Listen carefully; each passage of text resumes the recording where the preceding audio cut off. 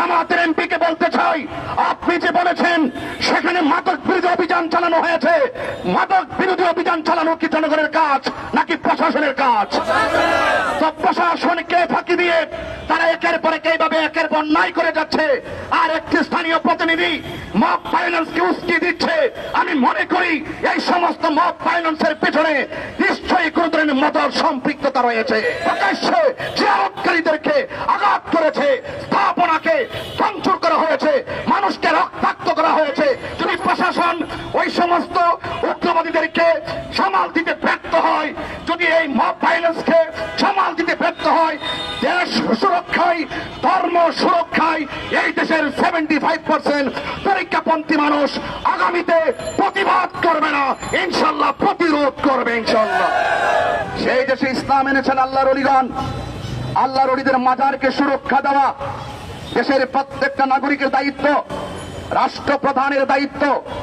ওই সমস্ত উগ্রবাদী তারা কারা যারা আল্লাহর ওলির মাজারকে ভাঙচুর করার জন্য একের পর এক তারা আঘাত করছে, হানা দিচ্ছে, তারা দোহাই তুলছে, সেখানের ভিতরে মাদকের আড্ডা হয়, নেশার আড্ডা নাকি হয়? শাহপুরান ইয়ামানী রহমতুল্লাহের মাজার ভাঙচুর করার জন্য এক শ্রেণীর মানুষ তারা সন্ধ্যাবেলায় সেখানে জড়ো হয়েছিল। তরিকাপন্থীদের রোশানলে যদিও তারা স্বার্থ হাসিল করতে পারেনি, তখন আমরা লক্ষ্য করেছি এক শ্রেণীর উগ্রবাদী তৌহিদি জনতা স্লোগান দিয়ে একটি নয় দুইটি নয় প্রায় 97টি মাজারে তারা আক্রমণ করেছে। সেই সময় যদি ইন্টারিম গভর্নমেন্ট ওই সমস্ত মাজার ভাঙচুরকারীদের প্রথম থেকে লাগাম টেনে ধরতেন, তাহলে কিন্তু তারা একের পর এক মাজার ভাঙত না। তো সেই সুযোগে এখন বর্তমান যিনি রাষ্ট্রপ্রধান, আমরা দেখেছি গত পরশুদিন সেই বিগত ইন্টারিমের আমলে যেই রকম ন্যাক্কারজনক ঘটনার অবতারণা হয়েছে, মাজার ভাঙচুরের মাধ্যমে, কবর থেকে লাশ তোলার মাধ্যমে, আগুন দিয়ে পুড়িয়ে দেওয়ার মাধ্যমে যেই রকম ভাবে ন্যাক্কারজনক ঘটনার অবতারণা হয়েছিল, আজ গত পরশুদিন আবার সেই মিরপুর হযরত শাহ আলী বাগদাদী রহমতুল্লাহ আলাইহির মাজার জিয়ারতকারীদের উপরে আক্রমণ করে আবার সেই আরেকটি মাজার যুক্ত হয়েছে। তো একের পর এক যদি এভাবে এই দেশে ইসলাম এনেছেন আল্লাহর ওলিগণ, এই দেশে ইসলাম এনেছেন আল্লাহর ওলিগণ। আল্লাহর ওলিদের মাজারকে সুরক্ষা দেওয়া দেশের প্রত্যেকটা নাগরিকের দায়িত্ব, রাষ্ট্রপ্রধানের দায়িত্ব। ওই সমস্ত উগ্রবাদী তারা কারা যারা আল্লাহর ওলির মাজারকে ভাঙচুর করার জন্য একের পর এক তারা আঘাত করছে, হানা দিচ্ছে, তারা দোহাই তুলছে, সেখানের ভিতরে মাদকের আড্ডা হয়, নেশার আড্ডা নাকি হয়?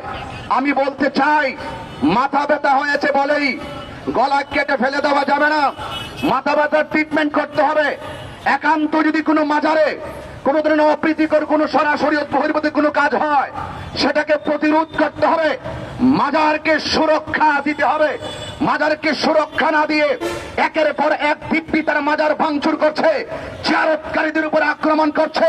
আমি দেখেছি গত পরশুদিন যখন ঘটনার অবতারণা হয়েছে, সেই মিরপুরের জামাতের এমপি সে বলেছে সেখানে কোনো ধরনের মাজার আক্রমণ করা হয় নাই, সেখানে নাকি মাদক বিরোধী অভিযান চালানো হয়েছে।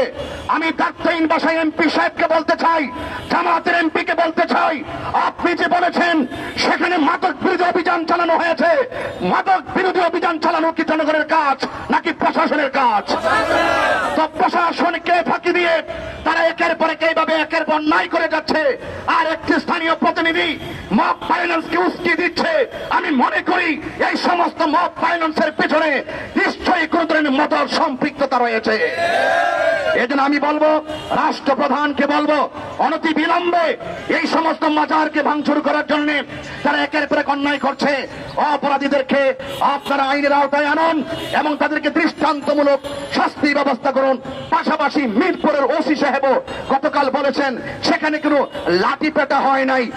আচ্ছা বলুন তো, সারা দেশের মানুষ দেখেছে, সারা বিশ্বের মানুষ দেখেছে, প্রকাশ্যে জিয়ারতকারীদেরকে আঘাত করেছে, স্থাপনাকে ভাঙচুর করা হয়েছে, মানুষকে রক্তাক্ত করা হয়েছে।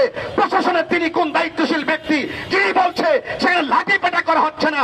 আমি তো মনে করি প্রশাসনের এই সমস্ত দুর্বল কথাগুলো একের পর এক ভায়োলেন্স উস্কে যাচ্ছে, কথা বলেন ঠিক কিনা? আমরা আশা করব প্রশাসনকে দায়িত্বশীল ভূমিকা পালন করতে হবে, স্থানীয় প্রতিনিধিদেরকে দায়িত্বশীল ভূমিকা পালন করতে হবে। আর যদি এর ব্যত্যয় ঘটে, আমি প্রেস ক্লাব থেকে বলতে চাই, এই দেশের 75% তরিকাপন্থী সুন্নি মুসলমান, তরিকাপন্থী মানুষ। আমরা অনেক প্রতিবাদ করেছি। যদি প্রশাসন ওই সমস্ত উগ্রবাদীদেরকে সামাল দিতে ব্যর্থ হয়, যদি এই মব ভায়োলেন্সকে সামাল দিতে ব্যর্থ হয়, দেশ সুরক্ষায়, ধর্ম সুরক্ষায় এই দেশের 75% তরিকাপন্থী মানুষ আগামীতে প্রতিবাদ করবে না, ইনশাল্লাহ প্রতিরোধ করবে ইনশাল্লাহ। সেই প্রত্যেকটি সুনাগরিককে দেশ সার্বভৌমত্ব সুরক্ষায়, ধর্ম সুরক্ষায় ঐক্যবদ্ধ থাকার আহ্বান জানিয়ে বিদায় নিচ্ছি।